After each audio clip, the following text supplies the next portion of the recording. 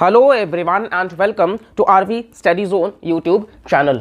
तो हमारा daily MCQ series जो है, जो एग्जाम पॉइंट ऑफ व्यू से रिलेवेंट है, बीट यूपीएससी, स्टेट पीसीएस और एनी अदर कम्पिटिटिव एग्जाम, हम यहाँ पर सभी स्टैटिक और करंट बेस्ड क्वेश्चंस के एनालिसिस को देख रहे हैं। 5 क्वेश्चंस डेली होंगे, तो आप सिर्फ कमेंट सेक्शन में अपने स्कोर को बताते चलिए, वीडियोस को लाइक करिए, चैनल को सब्सक्राइब करिए और ज़्यादा से ज़्यादा लोगों तक शेयर करिए। और यहाँ पर आपको best quality questions with detailed analysis देखने को मिलेगा।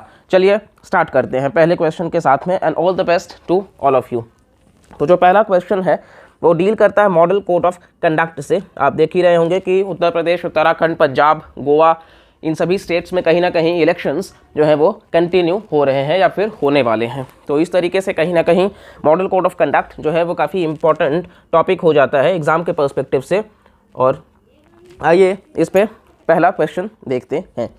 तो with reference to the model code of conduct consider the following statements. Model code of conduct को ध्यान में रख करके इनमें से कौन से स्टेटमेंट्स करेक्ट हैं। जैसा कि आपको हम बताएं, क्वेश्चन देखते ही आपको पहला काम ये करना है कि ये देखना है करेक्ट है या फिर इनकरेक्ट है, जो कि बहुत ही इंपॉर्टेंट हिस्सा होता है। ठीक है, अब हमने ये तो देख लिया, अब स्टेटमेंट्स बेस्ड पे आते हैं। तो फर्स्ट है, These are a set of statutory norms led under the representation of the People's Act 1951। तो ये एक स्टैट्यूटरी नॉर्म्स है जो कि आरपीए 1951 में मेंशन है। सेकंड, एमसीसी जो है वो ऑपरेशनल होगा जिस दिन इलेक्शन का जो डेट है वो अनाउंस करा जाएगा, और जब तक लास्ट पोलिंग डे कंप्लीट नहीं हो जाता तब तक के लिए ये ऑपरेशनल होगा। सेकेंड स्टेटमेंट ऐसा कह रहा है। और थर्ड स्टेटमेंट कि कुछ प्रोविजंस जो है एमसीसी के वो एनफोर्स किए जाएंगे by invoking certain corresponding provisions in other statutes. कहीं ना कहीं दूसरे स्टैट्यूट्स से उनको एनफोर्स किया जा सकता है। तो यहाँ पे हमें करेक्ट बताना है। सो ऑल ऑफ यू, आप अपने आंसर्स को नोट डाउन करते रहिए साथ साथ में। And here the correct answer of this question is it's. अब यहाँ पे आपको हम एलिमिनेशन पहले बता देते हैं। जाहिर सी बात है आंसर तो हम आपको बता ही देंगे, लेकिन एलिमिनेशन का जो तरीका है, पहला चीज़ मॉडल कोड ऑफ कंडक्ट। अगर आपको बेसिक चीज़ें पता है, अगर नहीं पता है, डिस्क्रिप्शन में हमने खुद आरवी स्टडी जोन के यूट्यूब चैनल पे मॉडल कोड ऑफ कंडक्ट पे एक डिटेल्ड वीडियो बनाया है, आप जा करके उसको देख सकते हैं। वहाँ पे आपको क्रिस्टल क्लियर हो जाएगा ये टॉपिक। तो फर्स्ट स्टेटमेंट जो है वो कह रहा है स्टैट्यूटरी नॉर्म्स हैं ये under the representation of the people act 1951। और एमसीसी अभी तक कहीं पर भी स्टैट्यूटरी नॉर्म्स नहीं है, कहीं से भी ये एक्ट पावर नहीं लेता, ना ही ये कॉन्स्टिट्यूशन में इसका जिक्र है, ना ही स्टैट्यूटरी है, किसी एक्ट के तहत भी इसको पावर नहीं मिलता। और अगर आपको ये चीज़ पता है तो आप 1 को आसानी से निकाल दोगे, जहाँ जहाँ 1 है आप वहाँ वहाँ निकाल सकते हैं। अब आपके पास बचता है या तो बी 3 ओनली या फिर सी 2 and 3 ओनली, यानी कि किसी भी सर्कमस्टांस में 3 तो करेक्ट होगा, आपको इसके लिए सोचना ही नहीं है। अब सिर्फ सेकेंड स्टेटमेंट देखते हैं क्या वो करेक्ट होगा। वैसे भी एलिमिनेशन फैक्टर से कहीं ना कहीं अगर आपने 2 ऑप्शंस को एलिमिनेट कर दिया है, यानी कि आपका जो प्रोबेबिलिटी है अब इस क्वेश्चन को सही करने का वो 50% तक हो चुका है। जहां आप शायद चारों ऑप्शंस आपको नया था, वहां आपने 2 एलिमिनेट करके सिर्फ अब 2 में आपको कन्फ्यूजन है। अगर आपको थोड़ा भी नॉलेज है तो यहाँ से आप करेक्ट आंसर जो है वो पहुँच सकते हैं। खैर, सेकंड स्टेटमेंट जो है वो यहाँ पर इसलिए गलत है क्योंकि जो मॉडल कोड ऑफ कंडक्ट है वो लागू होता है जिस दिन इलेक्शन शेड्यूल अनाउंस होता है, वहाँ से लेकर के जब तक रिजल्ट अनाउंस नहीं हो जाता। जिस दिन रिजल्ट आ जाता है तब तक जो मॉडल कोड ऑफ कंडक्ट है वो लागू होता है। यहाँ पे लिखा था last day of the polling, तो पोलिंग नहीं, जब तक इलेक्शन का रिजल्ट नहीं अनाउंस हो जाता तब तक मॉडल कोड ऑफ कंडक्ट लगा होता है। ठीक है, और मॉडल कोड ऑफ कंडक्ट जो है वो इलेक्शन कमीशन के द्वारा गाइडलाइंस है, और आर्टिकल 324 के तहत इलेक्शन कमीशन जो है वो कॉन्स्टिट्यूशनल बॉडी है। केरल में सबसे पहले लाया गया था, और बाकी का डिटेल्स आप वीडियो में जा करके देख सकते हो। नेक्स्ट क्वेश्चन नंबर 2 की तरफ चलते हैं। With reference to red sanders consider the following statements. तो रेड सैंडर्स काफ़ी इंपॉर्टेंट है, न्यूज़ में है, तो रेड सैंडर्स को ध्यान में रखिएगा। ठीक है, रेड सैंडर्स की बात कर लेते हैं। They are high in demand across Asia, particularly in China and Japan, for use in cosmetics and medicinal products. अच्छा, ऑप्शंस यहाँ पर जो है आपको नेक्स्ट स्लाइड में देखने को मिलेगा। तो यहाँ पर जैसा कि आपको हम बोले पहले, यही आप देख लीजिए, यहाँ पे करेक्ट ही पूछा है, तो हमें करेक्ट के पर्सपेक्टिव से ही स्टेटमेंट्स को देखना है। ठीक है, तो रेड सैंडर्स पहला स्टेटमेंट जो है वो कह रहा है कि ये इस वजह से डिमांड में है across Asia, particularly in China and Japan, कि इनका यूज़ किया जा सके कॉस्मेटिक्स और मेडिसिनल प्रोडक्ट्स में। सेकेंड स्टेटमेंट है कि स्पीशीज़ कैटेगराइज किए गए डिस्टिंक्ट ट्रेड ऑफ फॉरेस्ट्स इन आंध्र प्रदेश। तो आंध्र प्रदेश में डिस्टिंक्ट ट्रेड ऑफ फॉरेस्ट्स में कैटेगराइज किया गया है इनको। और थर्ड जो है वो कह रहा है कि ये क्रिटिकली एंडेंजर्ड है under the IUCN red list. तो इनका ये मानना है कि IUCN रेड लिस्ट में ये क्रिटिकली एंडेंजर्ड है। So let's see correct answer यहाँ पे क्या होगा। और जैसा कि आपको बताया गया कि रेड सैंडर्स जो है वो न्यूज़ में था, और अगर आपने ध्यान दिया होगा सिर्फ इसका IUCN अगर आपको पता है, आपको फर्स्ट दोनों स्टेटमेंट्स मान लीजिए नहीं पता आंध्र प्रदेश से बिलोंग करता है और मेडिसिनल यूजेस है या नहीं, तो आप सिर्फ अगर आपको ये पता है कि थर्ड स्टेटमेंट जो है वो क्रिटिकली एंडेंजर्ड नहीं है, तो आप यहाँ पे 3 को सिर्फ एलिमिनेट कर दो, और अगर आप 3 को एलिमिनेट करते हो तो ये तीनों ही निकल जाएंगे, सिर्फ आपके पास 1 और 2 होगा। जनरली क्रिटिकली एंडेंजर्ड बहुत ही एक्सट्रीम कैटेगरी होता है, तो थोड़ा आप कॉमन सेंस अप्लाई कर सकते हो। हालांकि रेड सैंडर्स का काफ़ी ज़्यादा इलीगल मतलब कहीं ना कहीं पोचिंग तो नहीं, इलीगल कहीं ना कहीं ट्रेड किया जा रहा है, इसी के साथ में वो एक्सटिंक्शन के कगार पे तो पहुंच रहे हैं। तो आइए रेड सैंडर्स को हम डिटेल में देख लेते हैं।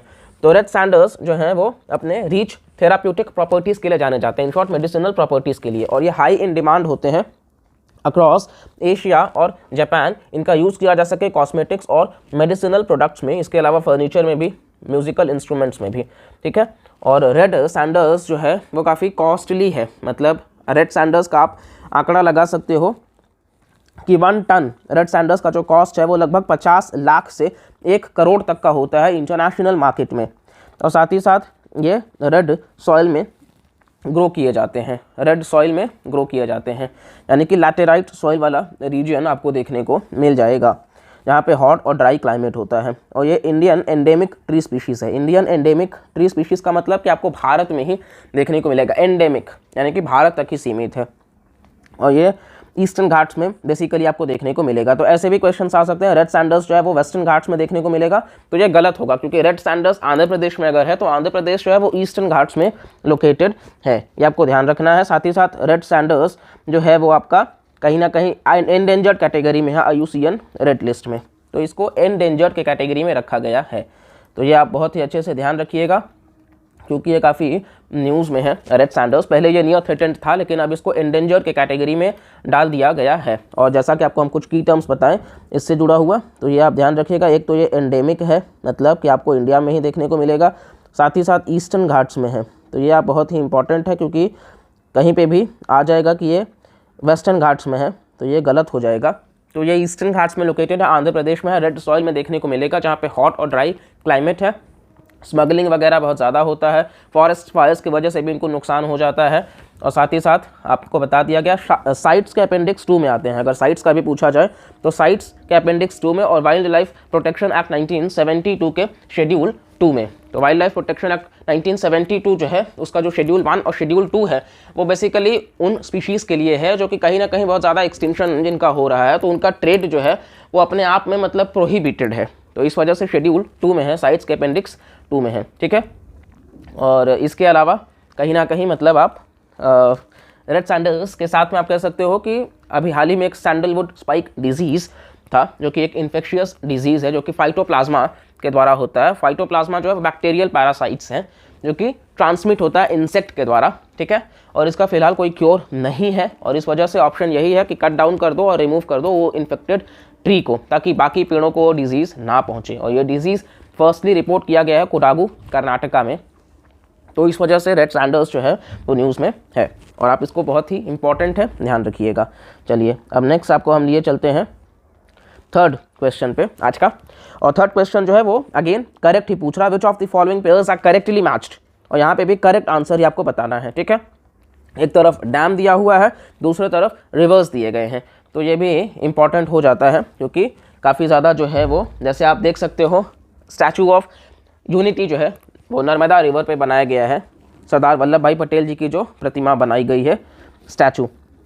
तो आइए हम क्वेश्चन पे आते हैं सीधा।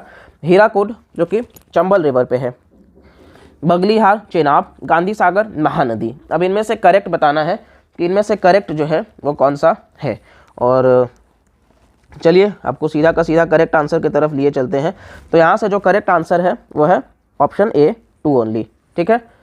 यानी कि हीराकुड जो है, अगर आपको ध्यान है तो ये थोड़ा सा ज्योग्राफी पर्सपेक्टिव से भी इंपॉर्टेंट हो जाता है। तो हीराकुड जो है वो ओडिशा में लोकेटेड है, हीराकुड डैम ओडिशा में लोकेटेड है। अगर ओडिशा आपको ध्यान है तो ओडिशा में महानदी रिवर आएगी, ना कि चंबल, तो ओडिशा में महानदी रिवर आएगा, ये आप ध्यान रखिएगा। तो इस वजह से हीराकुड डैम महानदी ओडिशा। और साथ ही साथ बगलीहार डैम, तो बगलीहार डैम जो है वो चेनाब, क्योंकि Baglihar dam hydro electric power project बनाया जा रहा है चेनाब रिवर, जो कि जम्मू कश्मीर वहाँ से फ्लो होता है। तो इस वजह से ये आपको ध्यान रखना है कि जो बगलीहार डैम है वो जम्मू कश्मीर में है और चेनाब रिवर, तो ये बिल्कुल आपका सही है। साथ ही साथ जो आपका नेक्स्ट है यानी कि गांधी सागर, तो जो गांधी सागर है वो उल्टा दिया, गांधी सागर जो है वो चंबल रिवर पे है, गांधी सागर जो है वो चंबल रिवर पे है, ये इस तरीके से होगा और ये इस तरीके से होगा। तो इस वजह से कहीं ना कहीं ये जो टॉपिक था वो भी इम्पोर्टेंट हो जाता है। तो अब ये आपको बेसिक जो डैम्स हैं वो हम देख लेते हैं, सॉरी।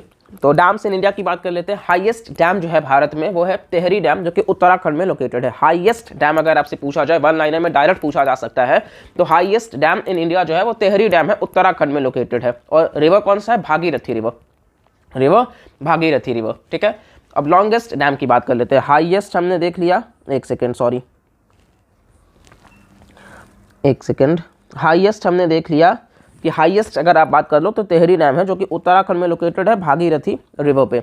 अब लॉन्गेस्ट डैम की बात कर लेते हैं। तो लॉन्गेस्ट डैम जो है ये हीराकुड डैम है ओडिशा का, जो कि हमने देखा महानदी रिवर पे लोकेटेड है। तो highest Tehri, longest Hirakud dam Odisha का महानदी रिवर पे। और ओल्डेस्ट अगर बोला जाए तो कल्लानाई डैम है तमिलनाडु में, जो कि रिवर कावेरी पे लोकेटेड है। Oldest Kallanai dam, Tamil Nadu, Kaveri river. ये बेसिक तीन तो आपको पता होना ही चाहिए।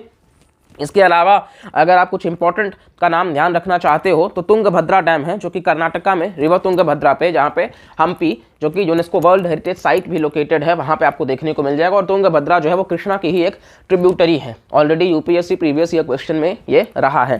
साथ ही साथ रिहंद डैम, तो उत्तर प्रदेश में रिहंद रिवर पे। कोयना डैम महाराष्ट्र में कोयना रिवर पे, कोयना डैम महाराष्ट्र कोयना रिवर। इसी के साथ मेत्तूर डैम, मेत्तूर डैम जो है वो तमिलनाडु में है कावेरी रिवर पे, मेत्तूर डैम तमिलनाडु कावेरी रिवर। कृष्ण राजा सागर डैम कर्नाटका में, ये भी कावेरी रिवर पे ही है, कृष्ण राजा सागर डैम। इसके अलावा इंदिरा सागर डैम, तो ये मध्य प्रदेश में है नर्मदा रिवर पे, इंदिरा सागर डैम मध्य प्रदेश में है नर्मदा रिवर पे, ठीक है। सरदार सरोवर डैम, जहाँ पे हमने बताया स्टैचू ऑफ यूनिटी, ये गुजरात में है, अगेन नर्मदा रिवर पे, कंफ्यूज नहीं होना है। नागार्जुन सागर डैम तेलंगाना। कृष्णा राज सागर डैम हमने देखा कर्नाटका में है, नागार्जुन सागर डैम तेलंगाना में है कृष्णा रिवर पे, ठीक है, कंफ्यूज नहीं होना है। हम आपको ये चार्ट जो है वो जब पीडीएफ प्रोवाइड कराएंगे अपने ग्रुप में, तो ये चार्ट आपको हम साझा कर देंगे। साथ ही साथ में कहीं ना कहीं हीराकुड डैम हमने देख लिया, ओडिशा में लोकेटेड है महानदी रिवर पे। भाखरा नांगल डैम एक है जो कि सतलुज रिवर पे है। तेहरी डैम उत्तराखंड में भागीरथी रिवर पे लोकेटेड है। तो इस तरीके से कहीं ना कहीं जो बेसिक डैम्स है वो हमने देख लिया है, और इसको आप ध्यान रखिएगा क्योंकि मैच द फॉलोइंग में इस तरीके से क्वेश्चन बिल्कुल फ्रेम हो सकता है। So be ready for it. Next coming to question number 4, और जैसा भी आपका स्कोर जा रहा है बिल्कुल मेंशन करिएगा, लर्न करते चलते हैं, 5 के 5 सही हो गलत हो डजेंट मैटर, क्वालिटी क्वेश्चंस के साथ में क्वालिटी एनालिसिस को लेते चलते हैं, ठीक है। और नेक्स्ट क्वेश्चन जो है वो कह रहा है विथ रेफरेंस टू द प्रधानमंत्री जन आरोग्य योजना, जिसको आप आयुष्मान भारत भी कहते हो, कंसीडर द फॉलोइंग स्टेटमेंट्स। तो हमारा पहला टारगेट कि करेक्ट या इनकरेक्ट देखना, अगेन यहाँ पे करेक्ट ही पूछा है, तो इनमें से कौन सा करेक्ट है यही देखना है, ठीक है।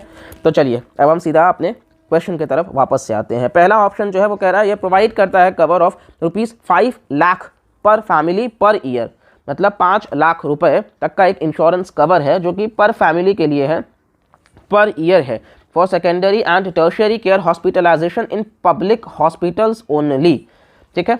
ये यहाँ पे ये कह रहा है। सेकंड स्टेटमेंट की बात कर लेते हैं। Under it there is no restriction on the family size, age और जेंडर। तो इसके तहत कोई रेस्ट्रिक्शन नहीं है कि फैमिली का साइज क्या होना चाहिए, एज क्या होना चाहिए, जेंडर क्या होना चाहिए, नहीं।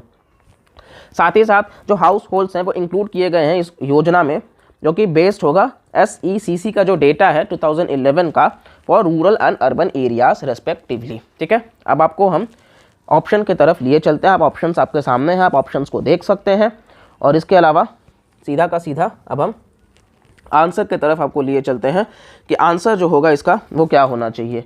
तो as per the knowledge of us, कहीं ना कहीं इसका जो करेक्ट आंसर होगा वो डेफिनेटली क्या होगा, इट्स B 2 and 3।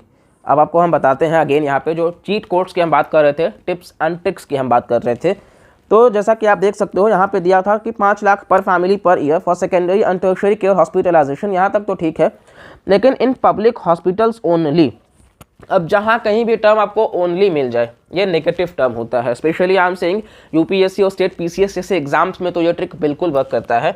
तो ओनली जो होता है वो एक नेगेटिव वर्ड है, आप ओनली को निकाल सकते हो। मेजॉरिटी ऑफ द केसेस में गलत होगा, 100% तो एक्यूरेसी नहीं है, लेकिन मेजॉरिटी ऑफ द केसेस में ये गलत होगा। तो ओनली अगर आप निकाल देते हो तो जैसा कि आपको हम बताएं एलिमिनेशन से, आपको हो सकता है बाकी का नहीं पता होगा, लेकिन ये आपका निकल जाता है, सिर्फ आपके पास यही बचता है उसके बाद में, जो कि आंसर निकल आता है।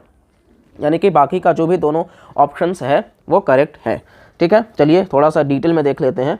प्रधानमंत्री जन आरोग्य योजना, जिसको लॉन्च करा गया नेशनल हेल्थ पॉलिसी 2017 के रिकमेंडेशन में अचीव करने के लिए यूनिवर्सल हेल्थ कवरेज का कॉन्सेप्ट, और ये एक सेंट्रली स्पॉन्सर्ड स्कीम है। सेंट्रली स्पॉन्सर्ड स्कीम का मतलब क्या है कि 60% जो है वो सेंटर देगा और 40% जो है वो स्टेट्स देंगे। ठीक है, ये होता है आपका सेंट्रली स्पॉन्सर्ड। सेंट्रल सेक्टर जो होता है वहाँ पे 100% फंडिंग सेंट्रल गवर्नमेंट के द्वारा होता है, जबकि सेंट्रली स्पॉन्सर्ड में 60-40 का रेशियो होता है।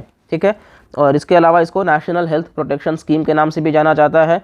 और जो भी लोग राष्ट्रीय स्वास्थ्य बीमा योजना के तहत थे, जो कि राजीव गांधी जी के द्वारा चलाया गया था, तो वो जो भी बेनिफिशियरीज थे उनको ऑटोमेटिकली इस स्कीम के तहत मतलब कवर कर लिया गया है। और ये माना जाता है world's largest health insurance scheme, जो कि फाइनेंस किया गया है सेंटर और स्टेट गवर्नमेंट्स के इम्प्लीमेंटेशन से।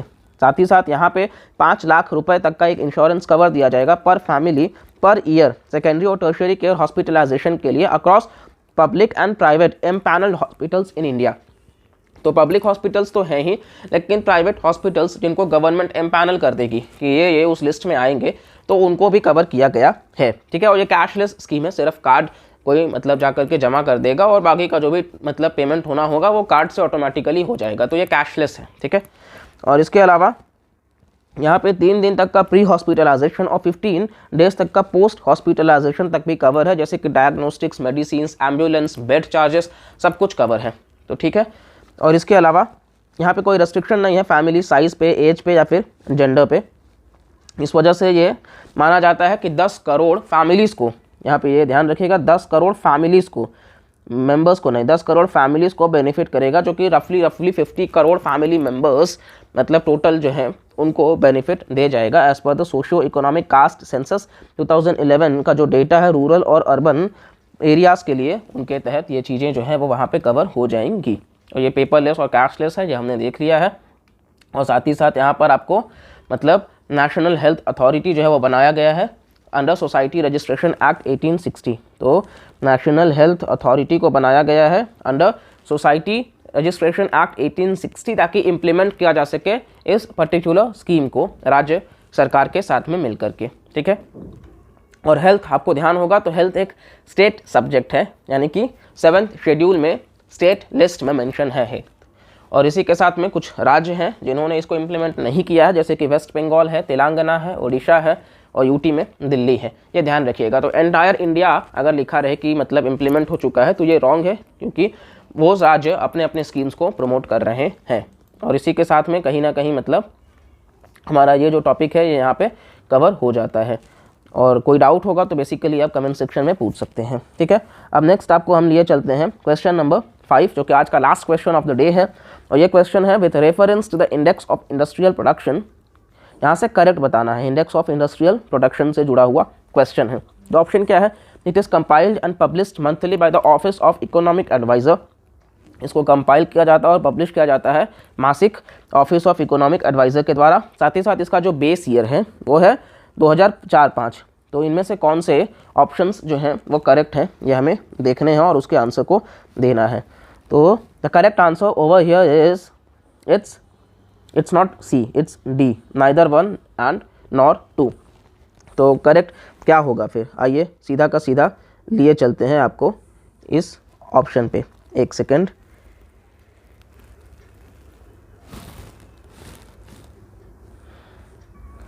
यहाँ पे जो गलत ऑप्शन था पहला ऑफिस ऑफ इकोनॉमिक एडवाइज़र, तो ऑफिस ऑफ इकोनॉमिक एडवाइज़र नहीं निकालता, ये CSO के द्वारा निकाला जाता है।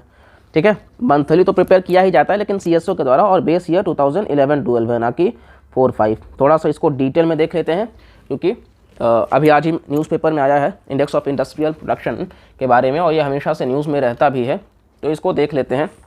तो कहीं ना कहीं इंडेक्स ऑफ इंडस्ट्रियल प्रोडक्शन जो है वो अपने आप में इंडस्ट्रियल प्रोडक्ट्स के बारे में बताता है। इसको कंपाइल और पब्लिश मंथली किया जाता है NSO के द्वारा, मॉस्पी के तहत, ठीक है। तो NSO जो है नेशनल स्टैटिस्टिकल ऑफिस, उनके द्वारा इसको निकाला जाता है, जो कि ministry of statistics and programme implementation के तहत है। तो ये नहीं होगा, यहाँ पे NSO होगा और मिनिस्ट्री जो है वो स्टैटिस्टिक्स एंड प्रोग्राम इम्प्लीमेंटेशन, मॉस्पी, ठीक है। साथ ही साथ यहाँ पे आपको ब्रॉड सेक्टर्स देखने को मिल जाएंगे, जैसे कि mining, manufacturing, electricity, even use based sectors भी देखने को मिल जाएगा। और बेस ईयर हमने देख लिया 2011-12 जो है वो बेस ईयर है। और 8 कोर सेक्टर्स की आप बात कर लो जो कि इसी के तहत आते हैं, तो 40.27%, लगभग 40.27% जो है वो कवर है इंडेक्स ऑफ इंडस्ट्रियल प्रोडक्शन में, ठीक है। ये आपको डेटा ध्यान रखिएगा क्योंकि कभी कभार डायरेक्टली लिख देंगे कि ऑलमोस्ट 50%, तो ये गलत हो जाएगा क्योंकि बेसिकली डेटा सभी इंपॉर्टेंट नहीं होता, लेकिन जो है वो आपको हम यहाँ पे बताते चलेंगे। और इसके अलावा यहाँ पे आपको 8 कोर मतलब सेक्टर इंडस्ट्रीज़ में अगर आपसे बोला जाए कि ज़्यादा से कम के क्रम में लगाइए, सबसे ज़्यादा वेटेज किसका है, डिक्रीजिंग ऑर्डर में अगर लगाने को बोला जाए, तो सबसे पहले आता है रिफाइनरी प्रोडक्ट्स, इसके बाद में इलेक्ट्रिसिटी, इसके अलावा आपका स्टील हो गया, कोल हो गया, क्रूड ऑयल हो गया, नेचुरल गैस हो गया, सीमेंट हो गया और फर्टिलाइजर्स हो गया। तो ये आपका क्रोनोलॉजी है ज़्यादा से कम में, यानी कि डिक्रीजिंग ऑर्डर में। रिफाइनरी प्रोडक्ट्स में सबसे ज़्यादा है, उसके अलावा इलेक्ट्रिसिटी है, steel, coal, crude oil, natural gas, cement और सबसे कम फर्टिलाइजर्स। और डायरेक्टली भी दिया जा सकता है कि इनमें से कौन सा जो है वो 8 कोर सेक्टर इंडस्ट्रीज़ का हिस्सा नहीं है, तो आप इसको ध्यान रखिएगा। और इसी के साथ हमारा आज का जो लेक्चर है वो यहाँ पे एंड होता है, और मिलते हैं फिर अगले वीडियो में, जो कि इंटरेस्टिंग टॉपिक के साथ में हम मिलेंगे आपसे। और इस क्विज़ को ज़्यादा से ज़्यादा लोगों तक शेयर करिए, हम कंसिस्टेंटली ऐसे ही क्वालिटी क्वेश्चंस के साथ मिलते रहेंगे, एक अच्छे डिटेल्ड एनालिसिस के साथ में, क्योंकि कहीं ना कहीं हमारा एनालिसिस जो है वो इस पर्सपेक्टिव से है कि आपको वो सस्टेनेबल आपका प्रिपरेशन करा सके, जो मेंस हो, इंटरव्यू हो, हर तरीके से कॉन्सेप्ट क्लियर हो। क्योंकि आपको हम आंसर तो तुरंत बता देंगे, आप रट्टा कर लीजिएगा, लेकिन इससे नहीं होगा। अगर आप कॉन्सेप्ट समझ लेंगे तो ये हम गारंटी के साथ कह रहे हैं कि इन टॉपिक्स से जुड़ा हुआ क्वेश्चंस आप कहीं भी किसी भी एग्जाम को हैंडल करिएगा, बेसिकली आप सही करिएगा, ऐसा 99.99% हम गारंटी के साथ कह सकते हैं। तो बस इसके लिए आपको साथ जुड़े हुए होना होगा, फर्स्ट से लेकर के लास्ट तक, और पेशेंस के साथ में सुनना होगा, क्योंकि हर वर्ड अपने आप में काफ़ी इंपॉर्टेंट है, जहाँ लगे आप नोट कर सकते हैं। और साथ ही साथ जो भी हमारे तरफ से होता रहेगा डेफिनेटली हम आप तक पहुँचाते रहेंगे ज़्यादा से ज़्यादा। अभी हम करंट अफेयर्स और स्टैटिक बेस्ड सब्जेक्ट्स को हम प्रमोट कर ही रहे हैं, और भी ज़्यादा अच्छे एफिशिएंसी के साथ करते रहेंगे। बस आप लोगों का सपोर्ट बना रहे। तब तक के लिए धन्यवाद, मिलते हैं अगले वीडियो में।